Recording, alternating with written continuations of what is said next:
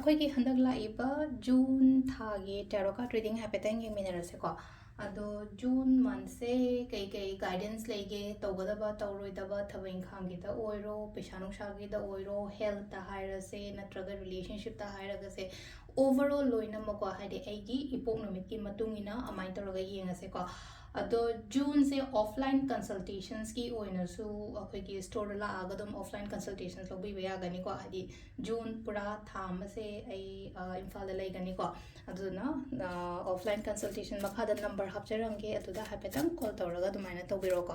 ꯑꯗꯣ ꯑꯍꯥꯟꯕꯗ ꯑꯩꯈꯣꯏꯒꯤ ꯀꯩꯅꯣꯁꯦ ꯌꯦꯡꯉꯁꯦꯀꯣ ꯅꯣꯡꯃꯥꯏꯖꯤꯡ ꯅꯨꯃꯤꯠꯀꯤ ꯑꯣꯏꯅ ꯖꯨꯟꯒꯤ ꯊꯥꯁꯦꯀꯣ ꯀꯃꯥꯏꯅ ꯇꯧꯒꯗꯒꯦ ꯍꯥꯏꯕꯗꯣꯀꯣ ꯑꯗꯨꯒ ꯑꯩꯒꯤ ꯑꯅꯤꯡꯕ ꯑꯄꯥꯝꯕ ꯃꯌꯥꯝꯁꯦꯅ ꯍꯥꯏꯔꯁꯤꯅꯦꯀꯣ ꯍꯥꯏꯗꯤ ꯑꯅꯤꯡꯕ ꯑꯄꯥꯝꯕꯗꯣ ꯋꯤꯁꯇꯣ ꯏꯕꯤꯔꯝꯃꯣ ꯀꯃꯦꯟꯇ ꯍꯥꯏꯗꯤ ꯄꯣꯖꯤꯇꯤቭ ꯑꯐꯔꯃꯦꯁꯟꯁꯤꯅꯀꯣ ꯍꯥꯏꯗꯤ ꯄꯣꯖꯤꯇꯤቭ ꯂꯥꯏꯟ ꯑꯃ ꯄꯣꯖꯤꯇꯤቭ ꯑꯃ ꯀꯩꯅꯣꯝꯃ ꯏꯕ ꯃꯇꯝꯗ ꯑꯀꯥꯏꯕ ꯀꯩꯁꯨ ꯂꯩꯇꯦꯅꯀꯣ ꯍꯥꯏꯗꯤ ꯊꯕꯛ ꯉꯥꯏꯕ ꯍꯥꯏꯔꯁꯤꯅꯀꯣ ꯑꯩ ꯖꯣꯕ ꯐꯪꯉꯦ ꯅꯠꯇ꯭ꯔꯒ ꯑꯩ ꯊꯕꯛ ꯐꯪꯉꯦ ꯑꯩꯒꯤ ꯔꯤꯂꯦꯁꯟꯁꯤꯞ ꯌꯥꯝ ꯐꯔꯦ ꯑꯩꯒꯤ ꯏꯃꯥꯒꯤ ꯕꯕꯥꯒꯤ ꯍꯦꯜꯊ ꯏꯁꯨꯁ ꯂꯩꯇꯔꯦ ꯀꯩꯝꯇ ꯑꯩꯈꯣꯏꯒꯤ ꯑꯉꯥꯡꯒ ꯍꯥꯏꯔꯁꯤꯅꯀꯣ ꯑꯩ ꯑꯉꯥꯡ ꯌꯥꯝꯅ ꯐꯔꯦ ꯈꯣꯠꯂꯦ ꯍꯥꯏꯕ ꯑꯗꯨꯃꯥꯏꯅ ꯇꯧꯔꯒ ꯑꯅꯤꯡꯕ ꯑꯄꯥꯝꯕ ꯃꯌꯥꯝꯁꯦ ꯍꯥꯏꯇꯥꯔꯦꯀꯣ ꯑꯗꯨꯝ ꯏꯊꯣꯛꯑꯣ ꯑꯗꯨꯃꯥꯏꯅ ꯇꯧꯔꯒ ꯁꯨꯃꯥꯏꯅ ꯏꯕꯁꯦ ꯑꯩꯅ ꯑꯩꯈꯣꯏꯒꯤ ꯄꯨꯔꯅꯤꯃꯥꯒꯨꯝꯕ ꯊꯥꯁꯤꯒꯨꯝꯕꯗꯁꯨ ꯏꯌꯣ ꯍꯥꯏꯅꯀꯣ ꯍꯥꯏꯗꯤ ꯄꯣꯖꯤꯇꯤቭ ꯏꯌꯣ ꯑꯗꯨꯝ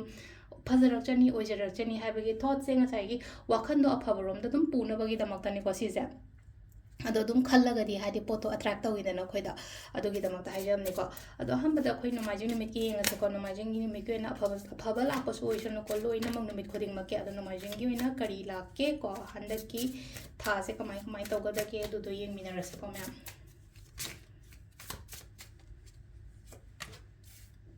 ꯁꯤꯁꯦ ꯅꯣꯡꯃꯥꯏꯖꯤꯡꯒꯤꯅꯤꯀꯣ ꯑꯩꯅ ꯂꯧꯊꯣꯛꯆꯩꯁꯦ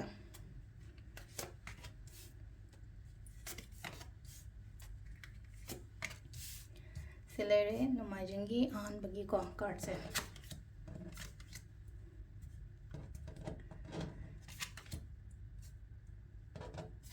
ꯊꯕꯛ ꯌꯥꯝ ꯆꯤꯟꯒꯅꯤꯀꯣ ꯊꯕꯛ ꯌꯥꯝ ꯆꯤꯟꯒꯅꯤ ꯌꯥꯝ ꯐꯅ ꯂꯥꯛꯑꯦ ꯅꯣꯡꯃꯥꯏꯖꯤꯡ ꯅꯨꯃꯤꯠꯀꯤꯁꯦ ꯑꯍꯥꯟꯕꯒꯤꯁꯦꯀꯣ ꯌꯥꯝ ꯐꯅ ꯂꯥꯛꯑꯦ ꯍꯥꯏꯔꯒꯗꯤꯀꯣ ꯍꯥꯏꯗꯤ ꯁꯤꯗ ꯂꯥꯛꯏꯁꯦ ꯑꯃꯒꯀꯣ ꯑꯩꯈꯣꯏꯒꯤ ꯀꯨꯏꯅꯒ ꯉꯥꯏꯔꯒ ꯂꯩꯕ ꯄꯣꯠ ꯑꯣꯏꯔꯒꯁꯨꯀꯣ ꯍꯥꯏꯗꯤ ꯍꯟꯗꯛꯀꯤ ꯊꯥꯁꯤꯗ ꯂꯥꯛꯄꯀꯣ ꯑꯗꯨꯒ ꯈꯔ ꯑꯃꯁꯨ ꯂꯩꯅꯀꯣ ꯍꯥꯏꯗꯤ ꯇꯧꯔꯤꯕ ꯊꯕꯛ ꯍꯥꯏꯔꯁꯤꯅꯀꯣ ꯁꯝꯅ ꯍꯥꯏꯔꯕꯗ ꯑꯩꯁꯦ ꯁꯤ ꯈꯛꯇꯪ ꯇꯧꯋꯦ ꯌꯥꯝꯅ ꯂꯤꯃꯤꯇꯦꯠ ꯑꯣꯏꯅ ꯑꯩ ꯁꯤ ꯊꯕꯛꯁꯤꯗꯪ ꯇꯧꯋꯦ ꯍꯥꯏꯔꯒꯗꯤ ꯂꯤꯃꯤꯇꯦꯠꯇꯨꯗꯒꯤ ꯍꯦꯟꯗꯣꯔꯛꯑꯒ ꯊꯕꯛ ꯏꯪꯈꯥꯡꯒꯨꯝꯕ ꯇꯧꯕꯤꯌꯣꯒꯁꯦ ꯈꯜꯂꯒ ꯂꯩꯇꯕ ꯇꯧꯒꯦ ꯍꯥꯏꯅ ꯈꯜꯂꯒꯗꯤ ꯁꯠ ꯇꯧꯕꯀꯣ ꯊꯧꯅꯥ ꯌꯥꯝ ꯂꯩꯒꯅꯤꯀꯣ ꯁꯤ ꯂꯥꯛꯏꯁꯦ ꯍꯥꯏꯗꯤ ꯁ꯭ꯇꯔꯦꯡ ꯀꯥꯔꯗ ꯂꯥꯛꯏꯁꯦꯀꯣ ꯊꯧꯅꯥ ꯌꯥꯝ ꯂꯩꯒꯅꯤ ꯍꯥꯏꯕꯒꯤ ꯑꯔꯊꯗꯤ ꯊꯕꯛ ꯇꯧꯕ ꯃꯇꯝꯗ ꯀꯣꯟꯐꯤꯗꯦꯟ ꯃꯌꯥꯝ ꯌꯥꯎꯕꯗꯣ ꯏꯁꯥꯁꯤꯗꯀꯣ ꯍꯥꯏꯇꯥꯔꯦꯀꯣ ꯌꯥꯎꯕ ꯍꯥꯏꯕꯒꯗꯤ ꯍꯥꯏꯗꯤ ꯀꯩꯅꯣꯝꯃ ꯆꯠꯄ ꯈꯣꯠꯄ ꯍꯥꯏꯔꯁꯤꯅꯦꯀꯣ ꯍꯥꯏꯗꯤ ꯀꯣꯟꯐꯤꯗꯦꯟꯠꯂꯤ ꯉꯁꯥꯏꯒꯤ ꯏꯟꯇꯔꯚ꯭ꯌꯨꯗꯣ ꯐꯦꯁ ꯇꯧꯕꯅꯤ ꯈꯪꯗꯦ ꯀꯣꯟꯐꯤꯗꯦꯟꯠꯂꯤ ꯉꯁꯥꯏꯒꯤ ꯑꯩꯅ ꯌꯣꯟꯗꯣꯔꯤꯕ ꯄꯣꯠꯇꯣ ꯐꯖꯅ ꯌꯣꯟꯕꯅꯤ ꯈꯪꯗꯦ ꯑꯗꯨꯃꯥꯏꯅ ꯇꯧꯔꯒ ꯂꯥꯛꯏꯕꯁꯤꯗ ꯄꯣꯠꯁꯤꯡꯁꯨ ꯐꯥꯗꯕꯁꯨ ꯉꯝꯕꯗꯣ ꯑꯃꯀ ꯉꯁꯥꯏꯒꯤ ꯑꯩꯈꯣꯏꯒꯤ ꯀꯩ ꯍꯥꯏꯅꯤ ꯑꯣꯐꯤꯁ ꯁ꯭ꯄꯦꯁ ꯑꯃ ꯂꯩꯔꯦꯅ ꯈꯜꯂꯁꯦ ꯑꯣꯐꯤꯁ ꯁ꯭ꯄꯦꯁ ꯑꯃ ꯂꯩꯔꯒꯗꯤ ꯍꯥꯏꯗꯤ ꯑꯩꯅ ꯉꯥꯡꯕ ꯈꯣꯠꯄ ꯑꯃ ꯍꯥꯏꯗꯤ ꯃꯤ ꯑꯇꯩꯁꯦ ꯐꯅꯌꯥꯝ ꯁꯥꯎꯔꯝꯃꯒꯁꯨ ꯂꯣꯏꯅ ꯐꯥꯗꯕ ꯉꯝꯕꯗꯣ ꯑꯗꯨꯃꯥꯏꯅ ꯑꯣꯏꯅ ꯑꯣꯏꯀꯣ ꯑꯗꯨꯅ ꯍꯥꯏꯗꯤ ꯑꯃꯈꯛ ꯂꯥꯏꯐꯇꯁꯨ ꯑꯃꯈꯛ ꯃꯌꯥꯝ ꯑꯃ ꯊꯦꯡꯅꯔꯛꯑꯦꯀꯣ ꯍꯥꯏꯗꯤ ꯑꯋꯥ ꯑꯅꯥ ꯑꯣꯏꯔꯣ ꯑꯃ ꯑꯣꯏꯔꯣ ꯍꯧꯖꯤꯛꯇꯤ ꯌꯥꯝꯅ ꯁꯤꯡꯁꯨ ꯁꯤꯡꯉꯦ ꯍꯩꯁꯨ ꯍꯩꯔꯝꯃꯅꯤꯀꯣ ꯌꯥꯝ ꯁꯦꯡꯅ ꯍꯥꯏꯔꯒꯗꯤ ꯑꯗꯨꯁꯨ ꯃꯥꯁꯇꯔ ꯑꯣꯏꯔꯦ ꯑꯗꯨꯅꯦ ꯍꯧꯖꯤꯛꯀꯥꯟꯗ ꯑꯃꯨꯛ ꯃꯥꯁꯇꯔ ꯑꯣꯏꯔꯦ ꯍꯥꯏꯕꯒꯤ ꯑꯥꯊ꯭ꯔꯗꯤ ꯁꯨꯝ ꯊꯦꯡꯅꯔꯛꯇꯅ ꯍꯥꯏꯗꯤ ꯍꯧꯖꯤꯛ ꯌꯨꯁ ꯇꯨ ꯑꯣꯏꯔꯒ ꯍꯥꯏꯗꯤ ꯀꯩꯁꯨ ꯑꯣꯏꯗꯅ ꯈꯜꯂꯛꯄꯗꯣ ꯁꯤꯁꯨ ꯀꯩꯅꯣ ꯇꯧꯔꯒ ꯂꯣꯏꯔꯦꯗ ꯈꯣꯠꯂꯦꯗ ꯑꯗꯨꯝ ꯆꯠꯆꯈꯤꯅꯤꯗ ꯅꯠꯇ꯭ꯔꯒ ꯑꯗꯨꯝ ꯐꯔꯛꯀꯅꯤꯗ ꯍꯥꯏꯕꯒꯤ ꯏꯁꯥꯁꯤꯗ ꯍꯥꯏꯗꯤ ꯐꯅ ꯈꯟꯗꯣꯛꯄ ꯍꯩꯕꯗꯣ ꯑꯗꯨꯃꯥꯏꯅꯁꯨ ꯑꯣꯏꯀꯣ ꯊꯕꯛꯇꯤ ꯌꯥꯝ ꯌꯥꯝꯒꯅꯤꯀꯣ ꯁꯤ ꯂꯥꯛꯏꯁꯦꯀꯣ ꯊꯕꯛ ꯌꯥꯝꯒꯅꯤ ꯍꯥꯏꯕꯒꯤ ꯑꯥꯊ꯭ꯔꯗꯤ ꯁꯤꯗ ꯂꯥꯛꯏꯁꯦ ꯊꯕꯛ ꯍꯥꯏꯗꯤ ꯁꯤꯗ ꯃꯤꯁꯦ ꯅꯨꯄꯥ ꯑꯃꯈꯛ ꯃꯥꯅ ꯍꯥꯏꯗꯤ ꯍꯤꯡꯒꯣꯜ ꯀꯣꯏꯕꯒꯤ ꯇꯥꯏꯞꯇ ꯇꯧꯗ꯭ꯔꯃꯈꯪ ꯃꯁꯥꯁꯤꯗꯁꯨ ꯉꯁꯥꯏꯒꯤ ꯑꯩꯈꯣꯏꯒꯤ ꯀꯩꯅꯣꯀꯣ ꯍꯥꯏꯗꯤ ꯕꯥꯁꯀꯦꯠ ꯑꯃ ꯌꯥꯜꯂꯦꯀꯣ ꯁꯤꯗ ꯕꯥꯁꯀꯦꯠ ꯑꯃꯁꯨ ꯌꯥꯜꯂꯦ ꯆꯩ ꯑꯃꯁꯨ ꯄꯥꯏꯔꯦ ꯍꯤꯡꯒꯣꯜꯁꯤꯗ ꯉꯁꯥꯏꯒꯤ ꯑꯗꯣ ꯃꯥꯅ ꯑꯩꯈꯣꯏꯅ ꯍꯥꯏꯇꯥꯔꯦꯀꯣ ꯁꯤ ꯇꯧꯔꯤꯕ ꯄꯣꯠꯁꯦ ꯊꯕꯛꯁꯨ ꯌꯥꯝꯃꯒꯁꯨ ꯑꯩꯉꯣꯟꯗ ꯒ꯭ꯔꯣꯠꯁꯨ ꯃꯌꯥꯝ ꯑꯃ ꯂꯩꯒꯅꯤꯕ ꯁꯤꯗ ꯂꯥꯛꯏꯁꯦꯀꯣ ꯑꯗꯨꯅ ꯁꯤꯁꯦ ꯑꯃ ꯂꯩ ꯊꯕꯛ ꯑꯅꯧꯕꯒꯨꯝꯕ ꯀꯩꯒꯨꯝꯕꯗꯤ ꯈꯤꯇꯪ ꯉꯥꯏꯈꯣꯀꯣ ꯍꯟꯗꯛꯀꯤ ꯊꯥꯁꯦ ꯍꯥꯏꯗꯤ ꯑꯩ ꯀꯩꯅꯣꯝꯃ ꯁ꯭ꯇꯥꯔꯠ ꯇꯧꯒꯦ ꯈꯣꯠꯀꯦ ꯍꯥꯏꯗꯤ ꯇꯧꯔꯤꯕ ꯊꯕꯛꯇꯨꯗ ꯐꯖꯅ ꯆꯥꯛꯆꯪꯅꯒꯨꯝꯕ ꯇꯧꯕꯀꯣ ꯌꯥꯝ ꯅꯨꯡꯉꯥꯏꯕ ꯑꯦꯅꯔꯖꯤꯁ ꯑꯃꯁꯨ ꯂꯥꯛꯑꯦꯀꯣ ꯁꯤꯗ ꯂꯥꯛꯏꯁꯦ ꯁꯦꯂꯦꯕ꯭ꯔꯦꯁꯟꯁꯀꯨꯝꯕ ꯂꯥꯛꯄꯁꯦ ꯐꯖꯅ ꯑꯐꯕꯒꯨꯝꯕ ꯃꯌꯥꯝ ꯑꯃ ꯂꯥꯛꯄ ꯑꯣꯏꯔꯦꯀꯣ ꯁꯦꯂꯦꯕ꯭ꯔꯦꯁꯟꯁ ꯂꯥꯛꯄ ꯍꯥꯏꯔꯒꯗꯤ ꯃꯤ ꯄꯨꯟꯕ ꯈꯣꯠꯄ ꯑꯃ ꯂꯩꯅꯀꯣ ꯍꯥꯏꯗꯤ ꯃꯤꯅ ꯃꯁꯛ ꯈꯪꯕꯤꯕꯁꯨ ꯑꯣꯏ ꯏꯃꯨꯡ ꯃꯅꯨꯡꯗ ꯑꯐꯕ ꯆꯪꯉꯛꯄꯁꯨ ꯑꯣꯏ ꯂꯨꯍꯣꯡ ꯀꯩꯍꯣꯡꯕꯒꯨꯝꯕ ꯀꯩꯒꯨꯝꯕ ꯍꯥꯏꯇꯥꯔꯦꯀꯣ ꯐꯦꯃꯤꯂꯤꯁ ꯃꯅꯨꯡꯗ ꯑꯗꯨꯃꯥꯏꯅ ꯑꯗꯨꯒꯨꯝꯕꯁꯨ ꯌꯥꯝ ꯄꯤꯔꯤꯀꯣ ꯑꯗꯨꯅ ꯁꯤ ꯂꯩꯁꯦ ꯍꯥꯏꯗꯤ ꯃꯌꯥꯝꯁꯦ ꯄꯨꯟꯅ ꯖꯒꯣꯏ ꯁꯥꯃꯤꯟꯅꯕꯒꯤ ꯇꯥꯏꯞꯇ ꯖꯒꯣꯏ ꯁꯥꯅꯤ ꯍꯥꯏꯕꯒꯤ ꯋꯥ ꯅꯠꯇꯦꯀꯣ ꯁꯤ ꯂꯩꯁꯦ ꯍꯥꯏꯗꯤ ꯑꯐꯕ ꯑꯦꯅꯔꯖꯤꯁ ꯑꯃ ꯂꯩꯅꯀꯣ ꯅꯨꯡꯁꯤ ꯆꯥꯟꯅ ꯂꯩꯃꯤꯟꯅꯕ ꯈꯣꯠꯃꯤꯟꯅꯕ ꯑꯗꯨꯝꯕꯁꯨ ꯄꯤꯔꯤꯕꯁꯤꯗꯀꯣ ꯃꯁꯛ ꯊꯣꯛꯄ ꯄꯣꯠꯀꯨꯝꯕꯁꯨ ꯆꯪꯉꯛꯄ ꯌꯥꯏꯀꯣ ꯍꯟꯗꯛꯀꯤ ꯊꯥꯁꯦꯀꯣ ꯅꯣꯡꯃꯥꯏꯖꯤꯡꯒꯤ ꯑꯣꯏꯅ ꯌꯥꯝ ꯐꯅ ꯂꯥꯛꯑꯦꯀꯣ ꯑꯍꯥꯟꯕꯒꯤꯁꯨ ꯃꯊꯪꯒꯤ ꯅꯤꯡꯊꯧꯀꯥꯕꯒꯤ ꯑꯃꯨꯛ ꯌꯦꯡꯃꯤꯟꯅꯔꯁꯦꯀꯣ ꯃꯊꯪꯒꯤꯁꯤꯅ ꯅꯤꯡꯊꯧꯀꯥꯕ ꯄꯣꯛꯄ ꯃꯤꯉꯩꯒꯤ ꯑꯣꯏꯅ ꯀꯔꯤ ꯀꯔꯤ ꯂꯥꯛꯀꯦ ꯍꯥꯏꯕꯗꯣ ꯑꯃꯨꯛ ꯌꯦꯡꯃꯤꯟꯅꯔꯁꯦꯀꯣ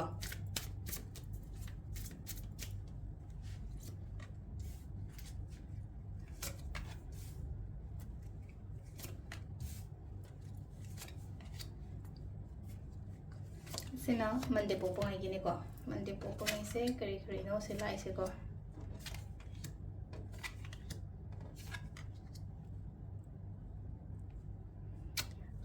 ꯃꯟꯗꯦꯁꯨ ꯄꯣꯖꯤꯇꯤꯚ ꯑꯣꯏ ꯇꯧꯒꯗꯕ ꯇꯧꯔꯣꯏꯗꯕ ꯑꯗꯨꯝꯕꯩ ꯃꯇꯥꯡꯗꯅ ꯑꯃꯨꯛ ꯀꯃꯥꯏꯅꯅꯣ ꯍꯥꯏ ꯀꯥꯟꯗꯀꯣ ꯏꯁꯥꯗ ꯀꯦꯌꯔ ꯌꯥꯝꯅ ꯄꯤꯌꯨꯀꯣ ꯏꯁꯥꯗ ꯀꯦꯌꯔ ꯄꯤꯕ ꯍꯥꯏꯔꯒꯗꯤ ꯑꯩꯒꯤ ꯂꯨꯛꯁꯇ ꯍꯥꯏꯔꯁꯤꯅꯦꯀꯣ ꯍꯥꯏꯗꯤ ꯀꯦꯕ ꯈꯣꯠꯄ ꯑꯗꯨꯝꯕꯩ ꯋꯥ ꯈꯇꯪꯁꯨ ꯅꯠꯇꯕꯤꯗ ꯐꯤꯔꯣꯟꯃꯛꯇ ꯁꯦꯠꯄ ꯈꯣꯠꯄ ꯍꯥꯏꯔꯁꯤꯅꯦꯀꯣ ꯍꯥꯏꯗꯤ ꯂꯨꯅ ꯅꯥꯟꯅ ꯍꯥꯏꯇꯥꯔꯦ ꯃꯌꯥꯝ ꯃꯃꯥꯡꯗ ꯈꯇꯪ ꯄ꯭ꯔꯦꯖꯦꯟꯇꯦꯕꯜ ꯑꯣꯏꯕ ꯍꯥꯏꯕ ꯑꯃ ꯂꯩꯅꯀꯣ ꯑꯗꯨꯝ ꯑꯩꯈꯣꯏꯁꯦ ꯃꯊꯥ ꯁꯥꯔꯒꯗꯤ ꯍꯥꯏꯗꯤ ꯐꯤꯔꯣꯟꯒꯁꯦ ꯑꯃꯨꯛꯀ ꯍꯥꯏꯗꯤ ꯑꯁ ꯑꯗꯨꯝ ꯀꯩꯅꯣꯝꯃ ꯁꯦꯠꯆꯜꯂ ꯄꯪꯆꯠꯇ ꯆꯠꯂꯤꯗꯅꯀꯣ ꯑꯗꯨꯃꯥꯏꯅ ꯇꯧꯕꯩ ꯃꯍꯨꯠꯇ ꯍꯥꯏꯇꯥꯔꯦꯀꯣ ꯐꯖꯅ ꯌꯨꯝꯗ ꯂꯩꯒꯦꯔꯥ ꯀꯦꯝ ꯆꯠꯊꯣꯛꯑꯣꯏꯒꯦꯔꯥ ꯑꯃ ꯇꯧꯒꯦꯔꯥ ꯅꯥꯟꯅ ꯂꯩꯌꯣꯕ ꯈꯇꯪ ꯍꯥꯏꯇꯥꯔꯦꯀꯣ ꯑꯩꯅ ꯅꯥꯟꯅ ꯂꯩꯕ ꯃꯇꯝꯗ ꯑꯩꯅ ꯏꯁꯥ ꯅꯥꯟꯅ ꯀꯦꯅ ꯃꯧꯅ ꯏꯃꯨꯡ ꯃꯅꯨꯡ ꯀꯩꯀꯥ ꯂꯩꯅꯀꯣ ꯏꯃꯨꯡ ꯃꯅꯨꯡꯁꯨ ꯐꯖꯅ ꯅꯥꯟꯅ ꯊꯝꯕ ꯃꯇꯝꯗ ꯑꯐꯕ ꯆꯪꯉꯛꯄ ꯑꯣꯏꯅ ꯑꯣꯏꯕꯗꯣ ꯑꯗꯨꯗꯨꯅ ꯍꯥꯏꯗꯤ ꯈ꯭ꯋꯥꯏꯗꯒꯤ ꯇꯧꯔꯣꯏꯗꯕ ꯄꯥꯔꯠ ꯍꯥꯏꯅ ꯍꯥꯏꯔꯒꯗꯤꯀꯣ ꯁꯤꯗ ꯑꯩꯅ ꯑꯍꯥꯟꯕ ꯍꯥꯏꯖꯒꯗꯕꯗꯤ ꯏꯁꯥꯗ ꯃꯇꯝ ꯄꯤꯌꯣ ꯏꯁꯥꯗ ꯃꯇꯝ ꯄꯤꯌꯣ ꯑꯩꯁꯤꯁꯨ ꯏꯝꯄꯣꯔꯇꯦꯟ ꯑꯣꯏꯀꯣ ꯍꯥꯏꯅ ꯈꯜꯂꯒ ꯑꯗꯨꯃꯥꯏꯅ ꯇꯧꯔꯒꯀꯣ ꯁꯤꯁꯦ ꯑꯃ ꯂꯩꯔꯣꯀꯣ ꯌꯥꯝ ꯍꯣꯠꯅꯒꯗꯕ ꯃꯇꯝ ꯑꯣꯏꯀꯣ ꯍꯟꯗꯛꯀꯤ ꯊꯥꯁꯦꯀꯣ ꯍꯥꯏꯗꯤ ꯍꯣꯠꯅꯕ ꯃꯇꯝꯗ ꯁꯤ ꯂꯩꯅꯀꯣ ꯍꯥꯏꯗꯤ ꯃꯍꯩꯁꯨ ꯐꯪꯒꯅꯦꯕ ꯁꯤ ꯂꯩꯁꯦꯀꯣ ꯅꯨꯄꯥꯁꯦ ꯑꯩꯈꯣꯏꯒꯤ ꯀꯩꯅꯣ ꯄꯥꯝꯕꯤꯁꯤꯗ ꯍꯥꯏꯗꯤ ꯀꯩꯅꯣ ꯏꯁꯤꯡ ꯆꯥꯏꯔꯤꯗ꯭ꯔꯥ ꯄꯦꯔꯦꯁꯦ ꯇꯧꯔꯒ ꯏꯁꯤꯡ ꯆꯥꯏꯔꯤꯁꯦ ꯑꯃꯛꯀ ꯉꯁꯥꯏꯒꯤ ꯃꯥꯅ ꯆꯥꯏꯔꯤꯕ ꯏꯁꯤꯡꯁꯦ ꯉꯁꯥꯏꯒꯤ ꯒ꯭ꯔꯣꯠꯁꯨ ꯂꯩꯔꯤꯕ ꯂꯩꯁꯦ ꯑꯄꯠꯄ ꯑꯝꯇ ꯌꯥꯎꯗ꯭ꯔꯤꯅ ꯑꯃꯛꯀ ꯂꯩꯁꯦ ꯑꯄꯠꯄ ꯀꯩꯝꯇ ꯌꯥꯎꯗꯕꯅꯤꯅ ꯍꯥꯏꯗꯤ ꯑꯩꯅ ꯍꯣꯠꯅꯖꯔꯤꯕ ꯑꯩꯅ ꯁꯦꯝꯖꯔꯤꯕ ꯁꯥꯖꯔꯤꯕ ꯏꯆꯥ ꯁꯦꯝꯕꯗꯣ ꯑꯣꯏꯔꯣ ꯅꯠꯇ꯭ꯔꯒ ꯑꯩꯒꯤ ꯊꯕꯛ ꯏꯪꯈꯥꯡꯗ ꯑꯣꯏꯔో ꯑꯩꯅ ꯂꯥꯏꯔꯤꯛ ꯄꯥꯕꯗ ꯑꯣꯏꯔꯣꯀꯣ ꯑꯩ ꯐꯖꯅ ꯍꯣꯠꯅꯔꯒꯗꯤꯀꯣ ꯃꯥꯏ ꯐꯖꯅ ꯄꯥꯛꯄꯅꯤꯀꯣ ꯁꯤ ꯂꯥꯛꯏꯁꯦꯀꯣ ꯁꯤꯃ ꯂꯩꯔꯦꯀꯣ ꯑꯗꯨꯒ ꯈꯔ ꯑꯃꯗꯅ ꯁꯤꯗ ꯂꯩꯔꯤꯁꯦꯀꯣ ꯏꯊꯟꯗꯁꯨ ꯈꯔ ꯂꯩꯔꯦꯀꯣ ꯁꯤ ꯂꯥꯛꯏꯁꯦꯀꯣ ꯍꯥꯏꯗꯤ ꯏꯊꯟꯗ ꯂꯩꯔꯒ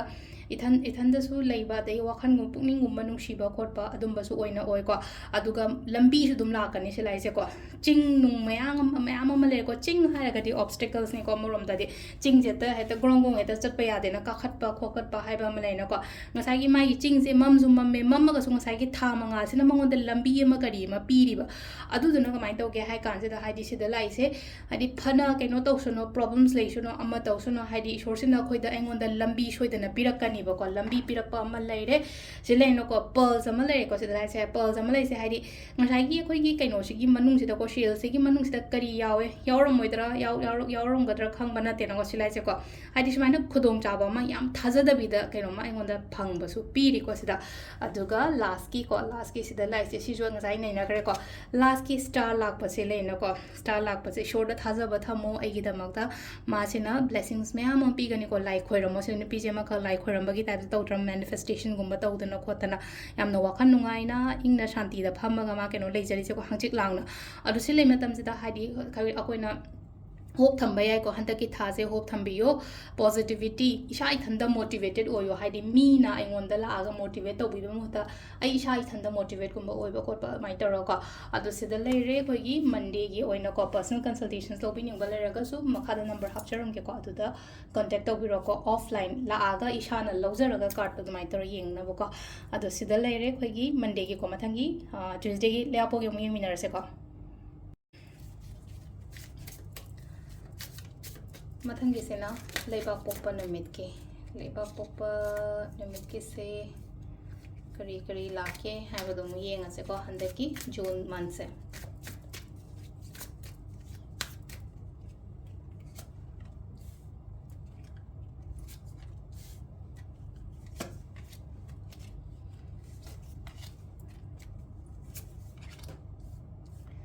ꯇ꯭ꯋꯤꯁꯗꯦ ꯄꯣꯛꯄꯉꯩꯒꯤꯅꯤꯀꯣ ꯁꯤꯁꯦ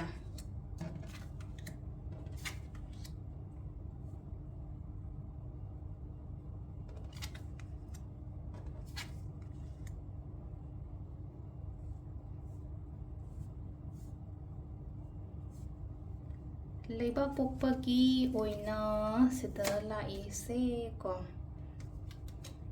ꯀꯥꯔꯠ ꯑꯃꯒ ꯂꯧꯊꯣꯛꯀꯦꯀꯣ ꯀꯥꯔꯠ ꯑꯃꯒ ꯑꯩ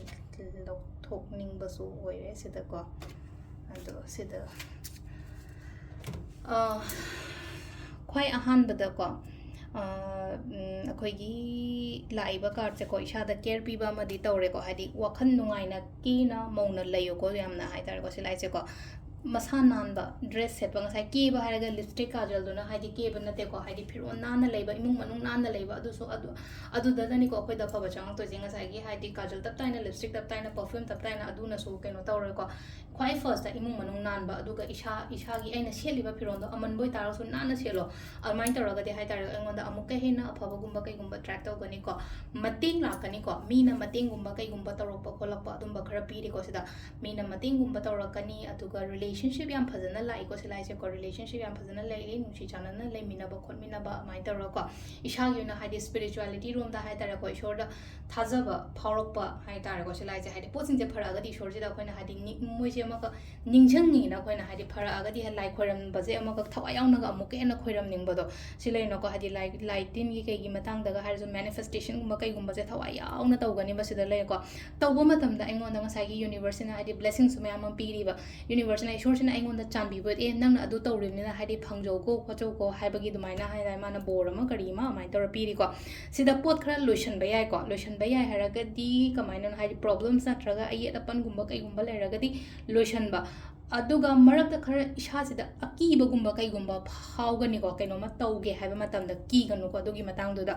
ki da ba aduga amana amuk lai na ko haidi thabak kaino ma chat ke khot ke haraga di silai je ko haidi khara khandaraga natraga haidi aina chatori ba lambi se engon da kayam kana ga dage natraga kana roige hai ba gi adu do haidi blindly mi na sima taw haraga chat pa ko pa to bi ga no ko sida amana sida lai se khogi ko opportunities sile no was opportunities hana haraga di mina engonda kaino masu khudong chaba gumba kai gumba pira pasu be thabai khang wera pani khangde natraga paisa gumba la pani khangde amani khangde hadi se lai se ma se ma ka mui bung se paira ga khong ga khogi jagoi sabagi mong da letra wakan se mood se am nungai na dumai na gumba leiba do hai tar ko adu si se leiba ni na hadi ngonda afaba lakpa adum basu piri ko aduga si se na amuk leina ko hadi problems ki da bodo mak na sagon me am se na hadi mi se question laga leire ko question laga leire ga so ma se amaka hadi masa se ta pakhat pa thukat pa khot pa adum ba yaw de no ko mathak je nong lei nungshit ki ga storm gi type ta ma su lai ngo slai se ko nong lei shila nong lei nungshit me am ma leire aduga nakana kan da sagon je gyan men ta ta nge chi le ta su ma se am na shanti oina lepaga lei se ko na ki gano ka kaino mato matam da sisina kana khani engon da amuka hena ahong ba ma engon da changes ai gi life da tumai na gumba lakpa pi ko adu se lere khoi gi lebak pokpa gi oina ne ko sisina mathang gi yumcha kaisha gi muye minare se ko ma'am yumcha kaisha pokpa mi gi oina june tha se ke kai lege ha ba da tumai na ha petan yeng minare se ko taro ka ki mateng na ko tawgada ba tawroi ta ba engon da khudong cha ba kai kai lakani ko thaba inkhang da oiro relationship da oiro business da oiro ko ha pet arak pa kartu gi matung ina ha jara age ko sisena khoi gi yumja kaisa pokpa mi ngai ki oina ne ko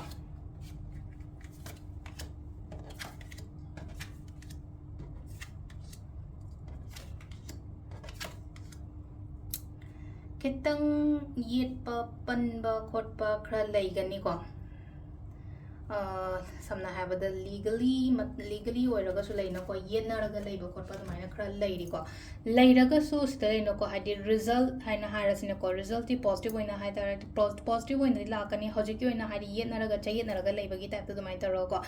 problems khara masu loishalle ko hadi problem khara hadi wa ya ba hai tar life sida maka khara su wa awana su khara su thengnare ko hadi hokiba matam sida ko awana su khara su thengnare pura ama khak leino ko aduga amana amule no ngasai gi nuai ta ba khota ba awana me ama thengnaram ni na hojik si ama loina ma kemta da interest yarok ta do khara tawri ba sida loina thado o chaning ba natraga kadai da no ma lei ru sha kan khalap do sha se ma ka yum da leining ak ta ba khota ba da gi thabak mak ta hona ba har jino ko pekha mak ta thado le jo pekha ga je thani ak ta ba ngam maroi da oir roi da ai talle da kaina du mai na khara khalap ko pa mai ta ga khalai ko adu do khan ba ya de ko sida ngasai gi problems kum solution gi ba ko loi gre na khan bi ob sida ha ma da ko ta no so lak ma tam da it's a ide painful ending ne ba sida oi gre se ko painful ending amadi oi gre do hoji phabu da tum khara dum feel tor ga le ba sile ko khara feel tor le ba de thawai nungai ta ba ko ta ba emotionally pain ngasai gi mi sing sida engu da cheating gum ba torom ba kholam ba dum ba su dum ma ma yaw re ko sida thawai nungai ta ba hai ba bu kham theng na nungai tre ko thawai di katang hai tar ko sida haibam su le ta ba kana da tam do no kana da ke no to do no ko to no adu do na part ama mu le na ko aduga amuk lai na ko hadi pot ma'am se loi thado ga chaning pa do ama ka hadi lai ri ba aaj kan gari kra ꯍꯥꯏꯔꯁꯤꯅꯀꯣ ꯍꯥꯏꯗꯤ ꯀꯩꯝꯇ ꯀꯜꯂꯛꯄ ꯑꯝꯇ ꯐꯥꯎꯔꯛꯇꯕꯗꯣ ꯍꯧꯖꯤꯛ ꯃꯇꯝꯁꯤꯗꯀꯣ ꯍꯥꯏꯗꯤ ꯁꯅꯥ ꯂꯨꯄꯥ ꯑꯣꯏꯔꯣ ꯑꯃ ꯑꯣꯏꯔꯣ ꯑꯩ ꯀꯩꯝ ꯄꯥꯝꯖꯗ꯭ꯔꯦ ꯀꯗꯥꯏꯗꯅꯣꯃ ꯁꯥꯟꯇꯤꯗ ꯂꯩꯔꯨꯔꯒꯦ ꯀꯥꯏꯅ ꯑꯗꯨꯃꯥꯏꯅ ꯈꯔ ꯈꯜꯂꯛꯄ ꯈꯣꯠꯄ ꯑꯗꯨꯃꯥꯏꯅ ꯂꯩꯀꯣ ꯂꯩꯕ ꯌꯥꯗꯦꯀꯣ ꯁꯤ ꯂꯩꯁꯦ ꯃꯃꯥꯏ ꯂꯩꯊꯣꯛꯑꯒ ꯆꯠꯄ ꯌꯥꯗꯦꯀꯣ ꯅꯪꯒꯤ ꯃꯅꯤꯡꯗ ꯑꯐꯕ ꯃꯌꯥꯝ ꯑꯃ ꯂꯩꯔꯤꯀꯣ ꯁꯤꯗ ꯂꯩꯁꯦꯀꯣ ꯑꯐꯕ ꯃꯌꯥꯝ ꯑꯃ ꯂꯩꯔꯤ ꯍꯥꯏꯔꯒꯗꯤ ꯑꯩꯈꯣꯏꯒꯤ ꯁꯤꯒꯤ ꯃꯅꯨꯡꯁꯤꯗ ꯀꯞꯁ ꯃꯌꯥꯝ ꯑꯃ ꯂꯩꯁꯦꯀꯣ ꯍꯥꯏꯗꯤ 8 ꯀꯞꯅꯦꯀꯣ ꯀꯞꯁ ꯃꯌꯥꯝ ꯑꯃ ꯂꯥꯛꯁꯦ ꯀꯞꯁꯤꯗ ꯀꯅꯥ ꯈꯪꯅꯤ ꯑꯐꯕ ꯃꯌꯥꯝ ꯑꯃ ꯌꯥꯎꯔꯝꯃꯗꯤ ꯑꯩꯒꯤꯗꯃꯛꯇ ꯑꯗꯣ ꯑꯩꯅ ꯃꯃꯥꯏ ꯂꯩꯊꯣꯛꯑ ꯆꯠꯈ꯭ꯔꯒꯗꯤ ꯀꯃꯥꯏꯅ ꯁꯤꯗꯤ ꯃꯃꯥꯏ ꯂꯩꯊꯣꯛꯑꯒꯗꯤ ꯁꯣꯝ ꯅꯥꯀꯟꯗ ꯑꯩꯉꯣꯟꯗ ꯑꯣꯄꯣꯔꯆꯨꯅꯤꯇꯤꯁ ꯂꯩꯔꯤꯕ ꯃꯌꯥꯝꯁꯦ ꯂꯣꯏꯅ ꯃꯥꯡꯗ꯭ꯔꯥ ꯑꯗꯨꯗꯨꯅ ꯍꯥꯏꯗꯤ ꯇ꯭ꯔꯥꯏ ꯇꯧ ꯋꯤꯗ꯭ꯔꯣ ꯇꯧꯊꯣꯛꯄ ꯌꯥꯗꯦ ꯑꯦꯅꯤ ꯁꯤꯆꯨꯋꯦꯁꯟꯁ ꯐꯠꯇꯕ ꯑꯣꯏꯔꯣ ꯀꯩꯅꯣ ꯑꯣꯏꯔꯣꯀꯣ ꯂꯥꯛꯅꯤꯡꯉ ꯂꯥꯛꯆꯁꯅꯨ ꯑꯩ ꯍꯣꯠꯅꯗꯕ ꯌꯥꯗꯦꯀꯣ ꯑꯩ ꯇ꯭ꯔꯥꯏ ꯇꯧꯗꯕ ꯌꯥꯗꯦꯀꯣ ꯍꯥꯏꯅ ꯑꯗꯨꯃꯥꯏꯅ ꯇꯧꯔꯒ ꯈꯟꯕꯤꯕꯀꯣ ꯈꯤꯇꯪ ꯍꯥꯏꯇꯥꯔꯦꯀꯣ ꯊꯋꯥꯏ ꯅꯨꯡꯉꯥꯏꯇꯕ ꯈꯣꯠꯇꯕ ꯄꯥꯔꯠ ꯈꯔ ꯑꯃꯗꯤ ꯂꯩꯔꯦꯀꯣ ꯑꯗꯨꯒ ꯑꯃꯅ ꯑꯃꯨꯛ ꯂꯥꯁꯇ ꯁ꯭ꯇꯥꯔ ꯂꯥꯏꯠꯁꯦ ꯐꯩꯀꯣ ꯁ꯭ꯇꯥꯔꯁꯦ ꯍꯣꯞ ꯊꯝꯕ ꯌꯥꯏꯑꯕ ꯍꯧꯖꯤꯛꯁꯦ ꯑꯗꯨꯝ ꯍꯣꯞ ꯊꯝꯕ ꯌꯥꯏ ꯍꯥꯏꯔꯒꯗꯤ ꯂꯩꯅꯀꯣ ꯑꯩꯅ ꯍꯣꯠꯅꯔꯤꯕ ꯑꯩꯅ ꯇꯧꯗꯣꯔꯤꯕ ꯈꯣꯠꯇꯣꯔꯤꯕꯁꯦ ꯍꯥꯏꯗꯤ ꯔꯤꯖꯜꯇꯤ ꯁꯣꯏꯗꯅ ꯐꯪꯒꯅꯤꯀꯣ ꯈꯤꯇꯪ ꯇꯞꯅ ꯑꯣꯏꯒꯦꯔꯥ ꯑꯃ ꯑꯣꯏꯒꯦꯔꯥ ꯑꯗꯨ ꯁꯤꯗ ꯂꯩꯅ ꯍꯥꯏꯗꯤ ꯄꯣꯖꯤꯇꯤꯕꯤꯇꯤꯗꯤ ꯂꯥꯛꯏ ꯏꯁꯥ ꯏꯊꯟꯗ ꯃꯣꯇꯤꯕꯦꯇꯦड ꯑꯣꯏꯌꯣ ꯃꯤ ꯑꯃ ꯂꯥꯛꯑꯒ ꯍꯥꯏꯗꯤ ꯑꯩꯁꯦ ꯆꯤꯡꯈꯠꯄꯤꯅꯤ ꯅꯠꯇ꯭ꯔꯒ ꯑꯩꯗꯣ ꯃꯥꯅ ꯑꯩ ꯊꯥꯡꯒꯠꯄꯤꯅꯤ ꯑꯗꯨꯒꯤ ꯑꯁꯥ ꯀꯩꯝ ꯊꯝꯒꯅꯣ ꯅꯁꯥꯅ ꯍꯣꯠꯅꯖꯧꯀꯣ ꯅꯁꯥꯅ ꯍꯣꯠꯅꯔꯒ ꯅꯪ ꯀꯥꯈꯠꯂꯛꯄ ꯉꯝꯒꯅꯦꯕ ꯑꯗꯣ ꯁꯤꯁꯤꯅ ꯑꯩꯈꯣꯏꯒꯤ ꯌꯨꯝꯖꯀꯩꯁ ꯅꯨꯃꯤꯠꯀꯤ ꯑꯣꯏꯅ ꯌꯨꯝꯖꯀꯩꯁ ꯅꯨꯃꯤꯠꯀꯤ ꯑꯣꯏꯔꯦꯀꯣ ꯃꯊꯪꯒꯤ ꯁꯒꯣꯜꯁꯦꯟꯒꯤ ꯑꯃꯨꯛ ꯌꯦꯡꯃꯤꯟꯅꯔꯁꯦꯀꯣ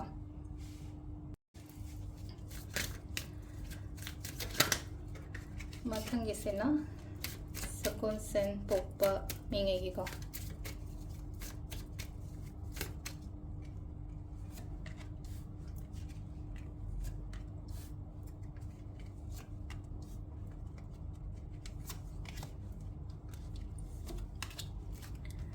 ꯁꯤꯗ ꯂꯩꯔꯦꯀꯣ ꯁꯒꯣꯜꯁꯦꯟ ꯄꯣꯛꯄ ꯉꯩꯒꯤ ꯑꯣꯏꯅ ꯀꯥꯔꯠ ꯁꯤꯖꯨ ꯑꯩ ꯍꯥꯡꯗꯣꯛꯆꯔꯛꯑꯒꯦ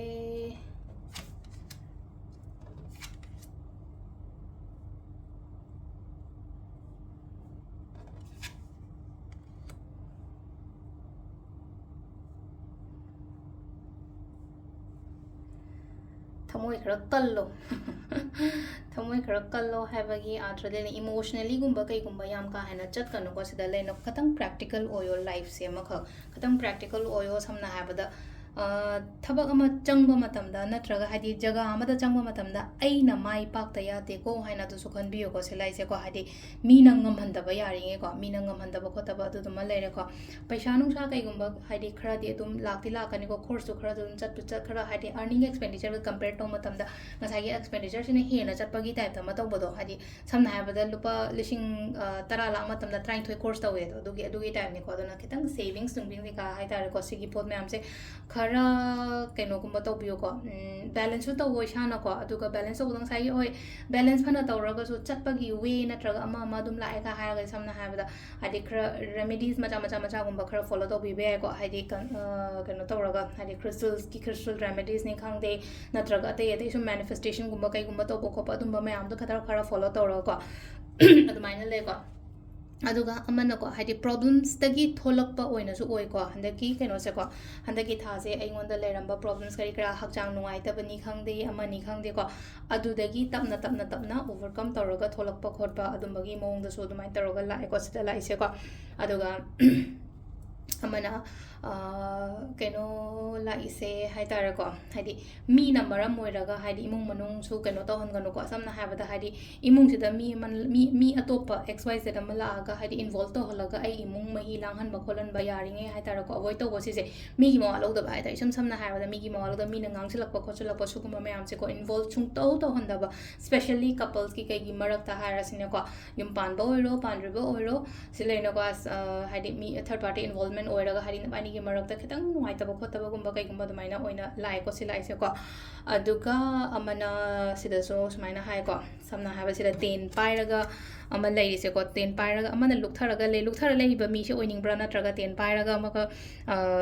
ꯑꯩ ꯉꯝꯗ ꯌꯥꯗꯦ ꯍꯥꯏꯕꯒꯤ ꯑꯗꯨꯒꯤ ꯀꯩꯅꯣꯁꯦ ꯂꯩꯅꯤꯡꯕ꯭ꯔꯥ ꯍꯥꯏꯗꯤ ꯏꯁꯥꯗ ꯂꯩꯔꯦꯀꯣ ꯁꯤꯒꯤ ꯄꯣꯠꯁꯦꯀꯣ ꯍꯥꯏꯗꯤ ꯄꯣꯖꯤꯇꯤꯚ ꯑꯃꯒ ꯂꯣꯏꯅꯅ ꯑꯩ ꯂꯥꯟꯁꯦ ꯆꯪꯉꯒꯗꯤ ꯑꯩ ꯂꯥꯟꯁꯦ ꯃꯥꯏ ꯄꯥꯛꯇꯕ ꯌꯥꯗꯦꯀꯣ ꯍꯥꯏꯅ ꯈꯟꯕ ꯅꯠꯇ꯭ꯔꯒꯗꯤ ꯒꯤꯚ ꯑꯞ ꯇꯧꯕꯒꯤ ꯇꯥꯏꯞꯇꯅꯤꯀꯣ ꯃꯅꯤꯡꯗ ꯃꯤ ꯑꯃ ꯂꯦꯞꯄꯤꯁꯤꯅ ꯑꯗꯨꯅ ꯁꯨꯃꯥꯏꯅ ꯂꯦꯞꯇꯣꯏ ꯁꯔꯨꯛꯄꯨꯗꯤ ꯑꯩ ꯆꯪꯗꯕ ꯌꯥꯗꯦ ꯑꯩ ꯉꯝꯗꯕ ꯌꯥꯗꯦꯀꯣ ꯍꯥꯏꯅ ꯑꯗꯨꯝꯕꯒꯤ ꯃꯑꯣꯡꯗꯀꯣ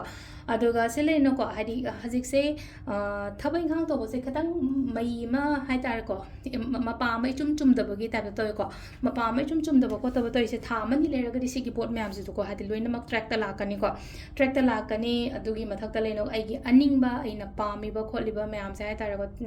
August September gumba kai gumba dai di khara di kano to ra ka ni ko stability di am la ko se lai se stability lak pa ha ra ga di silai no ko khatang mi se ma se yong ne ha di ning tho gi type ta la aga ama kha kemta masa se nok su nok te ama su to de khara aina sa hai gi do emotional organo khara practical oyo kholo na ina haja gi na ko adun hai di aina ngam da ya de ai mina ngam bo khopa da ai son tha ba ya de ai te tha ba ya de ko haina khalaga mai ta ro ko sumaina lei bi ra ga di leino khatang isha gi oi ba so kai mingon de am ka haina share to go no mysterious oina lai yo hai di ai gi life ta kari tauri ai imung da kari tawi mingon da hai bo khot pai darkar oi de ko adu du na khetang leino ko hai di secrets kumba kai gum dum thambal ai personal life ki matang da ko adu sida lai ra ko koi ki sisina sawon se namit ki lai ra ko mathangi irai gi mu yeminara se ko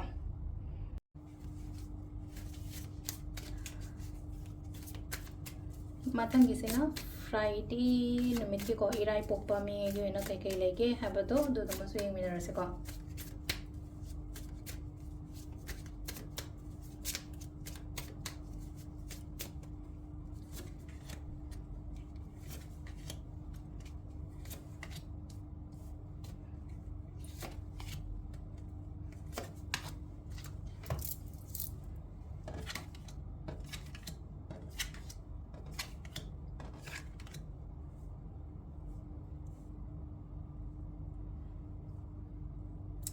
negativity am leiram me ko hajiti khara di phare sida lai se hadi yengjan ba kalak pa khot pa me am leiram ba do ma kho relationship da oiro ama da oiro ai gi imung manung da oiro ngasai gi apoi ba gi me am sina hadi krak yengjal le dong kha dum ba gi mong da ne ko se lai se ko ado sida lai se do hajiti khitang di pot sing se phare e ko pot sing se phare hajik track ta la e hai ba yai ko track ta la e ado khara madana lai no ko sida aina pamba aina ningi ba pot se khara apamba mawong na traga aning ba mawong da di lakte ko khitang ngayo se gi pot sena hadi ngayo haraga di hadi lakti lakani khara tap na khona dumaina gumba lakpa hojik pa me na khala se hojik ki mahutta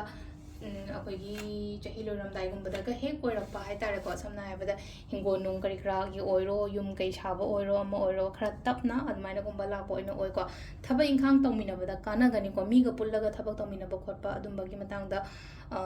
kana gani kana mina ba phang go do hai di benefit mutual benefit and harsh no ma gi chu kana ba ai gi chu kana ba admai ta ro ko adu dum lai re ko adu ga relationship ta su ko chamana na koi gi relationship ki matang da ga su lai no ko hai di understanding mutual understanding amadi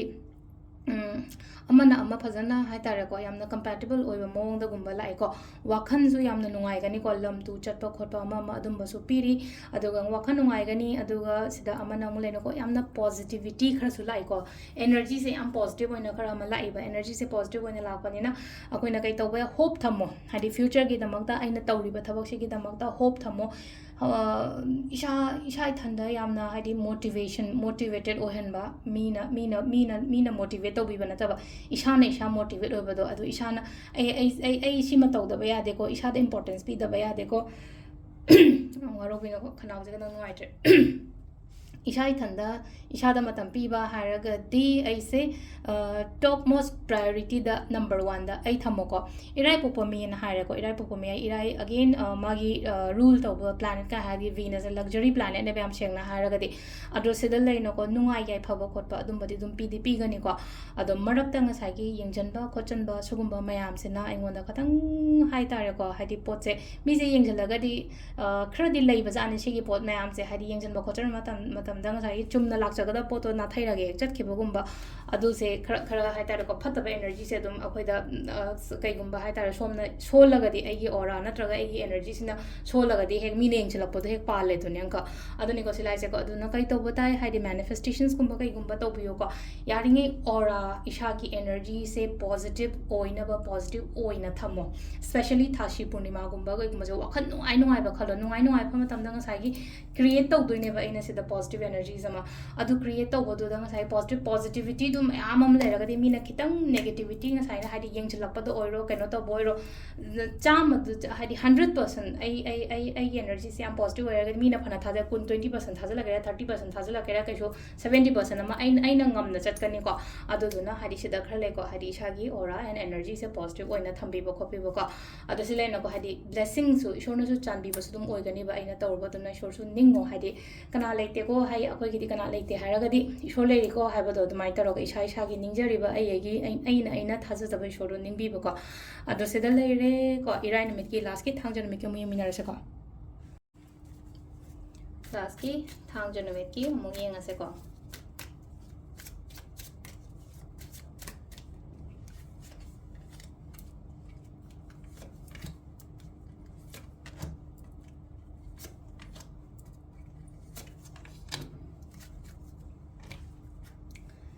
ꯁꯤꯅ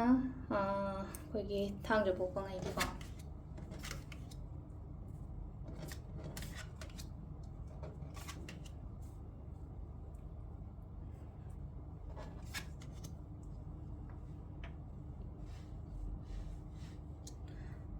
ꯊꯕꯛ ꯈꯔ ꯆꯤꯟꯒꯅꯤꯀꯣ ꯍꯟꯗꯛꯀꯤ ꯊꯥꯁꯦ ꯊꯕꯛ ꯈꯔ ꯆꯤꯟꯒꯅꯤꯈꯤꯇꯪ ꯑꯃꯗꯅ ꯈꯔ ꯑꯃꯗꯅ ꯉꯥꯏꯔꯦ ꯁꯨꯝ ꯍꯥꯏꯗꯤ ꯉꯥꯏꯕꯁꯦ ꯍꯥꯏꯗꯤ ꯐꯤꯅꯥꯟꯁꯤꯌꯦꯜ ꯑꯣꯏꯅ ꯃꯦꯟ ꯑꯣꯏꯅꯀꯣ ꯍꯥꯏꯗꯤ ꯄꯩꯁꯥ ꯅꯨꯡꯁꯥ ꯑꯣꯏꯔꯣ ꯊꯕꯛ ꯏꯪꯈꯥꯡ ꯑꯣꯏꯔꯣ ꯈꯤꯇꯪ ꯉꯥꯏꯕ ꯑꯣꯏꯅ ꯂꯥꯛꯑꯦꯀꯣ ꯉꯥꯏꯔꯤꯕ ꯄꯣꯠꯁꯦ ꯑꯪꯈꯛ ꯍꯥꯏꯗꯤ ꯑꯣꯏꯔꯣꯏꯗꯤ ꯍꯥꯏꯔꯣꯏꯀꯣ ꯑꯣꯏꯗꯤ ꯑꯣꯏꯒꯅꯤ ꯇꯥꯔꯁꯨ ꯇꯞꯅ ꯂꯥꯛꯄꯗꯣ ꯑꯃꯈꯛ ꯇꯞꯅ ꯑꯩꯉꯣꯟꯗ ꯇꯞꯅ ꯆꯪꯉꯛꯄ ꯈꯣꯠꯄ ꯑꯗꯨꯃꯥꯏꯅꯒꯨꯝꯕ ꯂꯥꯛꯑꯦꯀꯣ ꯑꯗꯨꯒ ꯁꯤꯗ ꯂꯩꯅꯀꯣ ꯍꯥꯏꯗꯤ ꯕꯤꯖꯤꯗꯤ ꯑꯣꯏꯕꯗꯣ ꯑꯃꯈꯛ ꯕꯤꯖꯤ ꯑꯣꯏꯔꯤꯁꯦ ꯀꯩꯒꯤꯅꯣ ꯍꯥꯏ ꯀꯥꯟꯁꯤꯗꯀꯣ ꯊꯕꯛꯁꯦ ꯂꯣꯏꯅꯃꯛ ꯏꯝꯄꯣꯔꯇꯦꯟ ꯑꯣꯏꯕꯗꯣ ꯉꯁꯥꯏꯒꯤ ꯑꯩꯒꯤ ꯄꯔꯁꯅꯦꯜ ꯂꯥꯏꯐ ꯍꯥꯏꯔꯁꯦ ꯄ꯭ꯔꯣꯐꯦꯁꯅꯦꯜ ꯂꯥꯏꯐ ꯍꯥꯏꯔꯁꯦ ꯑꯣꯐꯤꯁꯀꯤꯁꯨ ꯅꯪꯅꯕ ꯌꯨꯝꯒꯤꯁꯨ ꯅꯪꯅꯕ ꯈꯣꯠꯅꯕ ꯑꯗꯨꯝꯕ ꯃꯌꯥꯝꯗꯨꯗ ꯈꯇꯪ ꯍꯥꯏꯇꯥꯔꯦꯀꯣ ꯑꯩꯁꯦ ꯀꯩꯅꯣ ꯇꯧꯔꯒ ꯎꯪꯉꯒ ꯂꯩꯕꯒꯤ ꯇꯥꯏꯞꯇ ꯑꯗꯨꯃꯥꯏꯅ ꯇꯧꯔꯒ ꯂꯥꯛꯑꯦꯀꯣ ꯈꯔ ꯑꯃꯅ ꯑꯃꯨꯛ ꯀꯥꯏꯅ ꯍꯥꯏꯗꯤ ꯕꯤꯖꯅꯦꯁ ꯇꯧꯕ ꯃꯤꯒꯩꯒꯤ ꯑꯣꯏꯅ ꯍꯥꯏꯔꯒꯗꯤꯀꯣ ꯍꯥꯏꯗꯤ ꯄ꯭ꯔꯣꯐꯤꯇꯦꯕꯜꯗꯤ ꯑꯣꯏꯒꯅꯤꯀꯣ ꯊꯕꯛ ꯇꯧꯕ ꯃꯇꯝꯗ ꯄ꯭ꯔꯣꯐꯤꯠꯀꯨꯝꯕ ꯀꯩꯒꯨꯝꯕ ꯑꯗꯨꯃꯥꯏꯅ ꯈꯔꯁꯨ ꯂꯥꯛꯀꯅꯤ ꯑꯗꯨꯒ ꯁꯤ ꯂꯩꯅꯀꯣ ꯒ꯭ꯔꯣꯠꯀꯨꯝꯕ ꯀꯩꯒꯨꯝꯕꯁꯨ ꯂꯥꯛꯏꯀꯣ ꯁꯤꯗ ꯍꯥꯏꯗꯤ ꯉꯁꯥꯏꯒꯤ ꯀꯩꯅꯣ ꯈꯇꯪꯒꯤ ꯋꯥ ꯅꯠꯇꯕꯤꯗ ꯍꯥꯏꯗꯤ ꯄ꯭ꯔꯣꯐꯤꯠ ꯈꯇꯪꯒꯤ ꯅꯠꯇꯕꯤꯗ ꯍꯥꯏꯗꯤ ꯇꯧꯔꯤꯕ ꯑꯩꯒꯤ ꯑꯩꯅ ꯇꯧꯔꯤꯕ ꯕꯤꯖꯅꯦꯁ ꯑꯣꯏꯔꯣ ꯅꯠꯇ꯭ꯔꯒ ꯑꯩꯒꯤ ꯊꯕꯛ ꯏꯪꯈꯥꯡꯗ ꯑꯣꯏꯔꯣ ꯈꯤꯇꯪ ꯒ꯭ꯔꯣꯠꯀꯨꯝꯕ ꯀꯩꯒꯨꯝꯕ ꯂꯥꯛꯄꯗꯣ ꯑꯗꯨꯝꯕꯁꯨ ꯑꯣꯏꯅ ꯑꯣꯏꯀꯣ ꯑꯗꯨꯒ ꯑꯃꯗꯅ ꯑꯃꯨꯛ ꯀꯃꯥꯏꯅꯅꯣ ꯍꯥꯏ ꯀꯥꯟꯁꯤꯗ ꯋꯥꯈꯜꯁꯦ ꯄꯥꯈꯠꯄꯗꯤ ꯌꯥꯝ ꯄꯥꯈꯠꯂꯦ ꯏꯁꯥꯁꯤꯗ ꯄꯥꯈꯠꯄ ꯍꯥꯏꯕꯒꯤ ꯑꯥꯔꯊꯗꯤ ꯈꯤꯇꯪ ꯄꯥꯈꯠꯄ ꯈꯣꯠꯄ ꯍꯦꯟꯅ ꯈꯟꯖꯟꯕ ꯈꯣꯠꯄ ꯁꯤꯒꯨꯝꯕ ꯃꯌꯥꯝꯁꯦ ꯇꯧꯋꯦꯀꯣ ꯈꯟꯕꯤꯒꯅꯣ ꯑꯗꯨꯒꯤ ꯄꯣꯠꯇꯨꯃ ꯂꯩꯅꯣꯀꯣ ꯑꯩꯉꯣꯟda ꯇꯧꯔꯤꯁꯤꯕꯨ ꯍꯥꯏꯗꯤ ꯁꯨꯃꯥꯏꯅꯕꯨ ꯇꯧꯕ ꯍꯧꯅꯕ꯭ꯔꯅꯦ ꯑꯩꯁꯦ ꯇꯧꯔꯨꯕ ꯑꯝꯇ ꯀꯩꯅꯣ ꯇꯧꯗ꯭ꯔꯦ ꯈꯣꯠꯇ꯭ꯔꯦ ꯀꯥꯏꯅ ꯑꯗꯨꯃꯥꯏꯅꯒ ꯍꯥꯏꯕ ꯅꯠꯇ꯭ꯔꯒ ꯑꯗꯨꯃꯥꯏꯅ ꯈꯟꯕ ꯈꯣꯠꯄ ꯇꯧꯕꯤꯒꯅꯨꯀꯣ ꯑꯩꯉꯣꯟꯗꯒꯤꯁꯨ ꯍꯦꯟꯅ ꯋꯥꯕ ꯅꯠꯇ꯭ꯔꯒ ꯑꯩꯉꯣꯟꯗꯒꯤꯁꯨ ꯍꯦꯟꯅ ꯃꯔꯥꯏꯕꯛ ꯊꯤꯕ ꯃꯤ ꯂꯩꯔꯤꯀꯣ ꯑꯩꯈꯣꯏꯅ ꯊꯤꯔꯨꯔꯒꯗꯤ ꯁꯤꯒꯨꯝꯕ ꯃꯌꯥꯝꯁꯦ ꯑꯃꯨꯛ ꯂꯩꯕꯅꯦ ꯁꯄꯣꯁ ꯑꯩꯗꯤ ꯉꯁꯤꯁꯦ ꯚꯤꯗꯤꯑꯣꯁꯤ ꯌꯦꯡꯉꯤꯀꯥꯟꯁꯦ ꯍꯥꯏꯗꯤ ꯑꯩ ꯐꯃꯨꯡꯗ ꯍꯤꯞꯄꯒ ꯌꯦꯡꯉꯝꯕꯁꯨ ꯌꯥꯏ ꯇꯦꯕꯜꯗ ꯐꯝꯃꯒ ꯑꯩꯈꯣꯏꯒꯤ ꯇꯦꯕꯜ ꯑꯃ ꯆꯧꯀ꯭ꯔꯤ ꯑꯃ ꯀꯩ ꯑꯃꯗ ꯐꯝꯃꯒ ꯌꯦꯡꯉꯝꯕꯁꯨ ꯌꯥꯏ ꯑꯗꯣ ꯍꯧꯖꯤꯛꯀꯤ ꯃꯇꯝꯁꯤꯗꯗꯤ ꯑꯃꯈꯛ ꯂꯩꯅꯣ ꯍꯥꯏꯗꯤ ꯌꯨꯝ ꯀꯩ ꯂꯩꯇꯕ ꯈꯣꯠꯇꯕ ꯃꯌꯥꯝ ꯑꯃꯁꯨ ꯂꯩꯔꯦꯀꯣ ꯍꯥꯏꯗꯤ ꯅꯣꯠ ꯑꯣꯟꯂꯤ ꯃꯄꯥꯟꯗ ꯈꯛꯇꯪ ꯅꯠꯇꯕ ꯃꯅꯤꯄꯨꯔꯗ ꯐꯥꯎꯕ ꯁꯤꯁꯦ ꯂꯩꯔꯦꯀꯣ ꯍꯥꯏꯗꯤ ꯏꯔꯥꯡ ꯐꯂꯥꯡꯅ ꯀꯩꯀꯥ ꯑꯃꯠꯇ ꯀꯩꯅꯣ ꯇꯧꯔꯒ ꯍꯥꯏꯗꯤ ꯃꯔꯝ ꯑꯣꯏꯔꯒ ꯑꯗꯨꯅ ꯑꯦꯠꯂꯤꯁ ꯑꯩꯗꯤ ꯏꯁꯥꯒꯤ ꯌꯨꯝꯗ ꯂꯩꯔꯤꯀꯣ ꯅꯠꯇ꯭ꯔꯒ ꯑꯩꯁꯦ ꯁꯦꯐ ꯑꯣꯏꯅ ꯂꯩꯔꯤꯀꯣ ꯑꯩ ꯍꯤꯡꯉꯤꯀꯣ ꯍꯥꯏꯕꯒꯤ ꯑꯗꯨꯃꯥꯏꯅ ꯇꯧꯔ ꯂꯩꯅꯣꯀꯣ ꯑꯗꯨꯃꯥꯏꯅ ꯇꯧꯔꯒ ꯍꯥꯏꯗꯤ ꯐꯅ ꯈꯟꯗꯣꯛꯑꯣꯕ ꯑꯗꯨꯒ ꯏꯁꯣꯔꯁꯤꯗ ꯂꯩꯅꯣꯀꯣ ꯏꯁꯣꯔꯕꯨꯡꯉꯣ ꯍꯥꯏꯗꯤ ꯑꯩꯁꯦ ꯀꯩꯝꯇ ꯇꯦꯛꯇ ꯀꯥꯏꯗꯅ ꯁꯨꯃꯥꯏꯅ ꯊꯝꯕꯤꯕꯒꯤꯗꯃꯛꯇ ꯏꯁꯣꯔꯗ ꯑꯣꯏꯅ ꯊꯥꯒꯠꯄꯒꯨꯝꯕ ꯃꯉꯣꯟꯗ ꯈꯣꯏꯔꯝꯕ ꯍꯥꯏꯗꯤ ꯑꯐꯕ ꯀꯩꯅꯣꯒꯨꯝꯕ ꯍꯥꯏꯔꯒꯗꯤ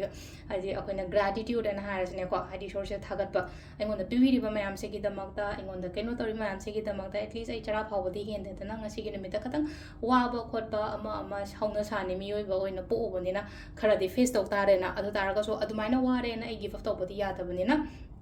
ꯁꯤ ꯂꯩꯁꯦꯀꯣ ꯍꯦꯟꯅ ꯈꯟꯖꯟꯕ ꯑꯣꯏꯕꯗ ꯁꯤꯆꯨꯋꯦꯁꯟꯁꯦ ꯑꯗꯨ ꯌꯥꯝꯅ ꯐꯠꯇꯕꯗꯤ ꯅꯠꯇꯦ ꯇꯥꯔꯒꯁꯨ ꯑꯩꯅ ꯍꯦꯟꯅ ꯄꯪꯈꯟꯗ ꯈꯟꯖꯜꯂꯒ ꯁ꯭ꯇ꯭ꯔꯦꯁ ꯂꯧꯕ